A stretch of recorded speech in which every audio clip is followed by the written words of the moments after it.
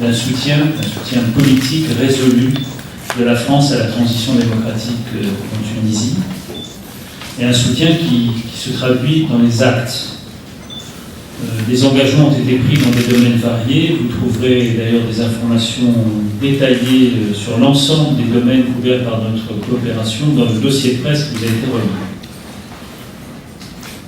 Alors permettez-moi d'évoquer rapidement quelques aspects de cette coopération. L'économie tout d'abord, en particulier 3 grands projets structurants pour l'économie de la société tunisienne. Il s'agit en premier lieu du réseau ferré rapide, du RFR, d'un projet de transport collectif dans le Grand Tunis, qui permettra de désenclaver les quartiers défavorisés de la périphérie.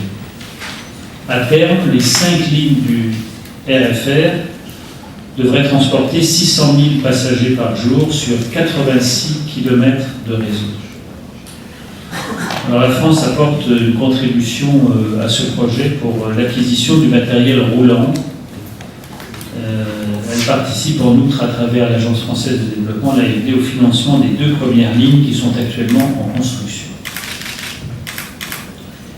Nous avons offert de contribuer donc à la rénovation du réseau ferré dans la région de Gafsa, et ça c'est le second projet structurant dont je souhaitais parler.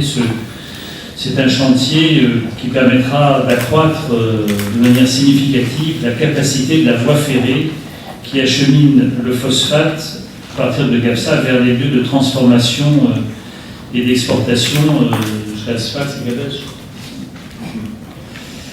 Le coût du transport de la tonne de phosphate est actuellement estimé à environ 24 dinars la tonne par camion, et avec la rénovation de cette voie ferrée, de cette ligne ferroviaire, il devrait être divisé par 5 environ.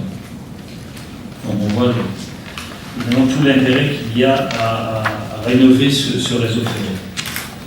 Enfin, 3e projet structurant, il s'agit du projet de l'Office de la marine marchande et des ports, un projet de l'Office de la marine marchande et des ports, l'OMMP, pour lequel la France a proposé une enveloppe de 12 millions d'euros pour l'acquisition d'équipements. Alors, il s'agit,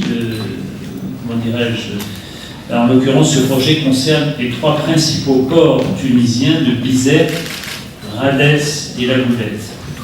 Il devrait permettre à la Tunisie d'améliorer sa capacité d'import-export et de trafic maritime, en optimisant, en rendant les meilleures possibles les conditions d'approche maritime et terrestre, c'est-à-dire la gestion, la régulation du trafic portuaire. Ça, c'est le 3e projet. Donc au total, pour ces 3 projets, le président de la République française avait annoncé la mise à disposition de près de 350 millions d'euros de prêts, 345 millions exactement 345 millions d'euros de prêts et de dons exceptionnels du Trésor français, donc pour contribuer au financement de ces projets. Des projets de loi relatifs au protocole financier de ces 3 projets viennent d'être validés par l'ANC.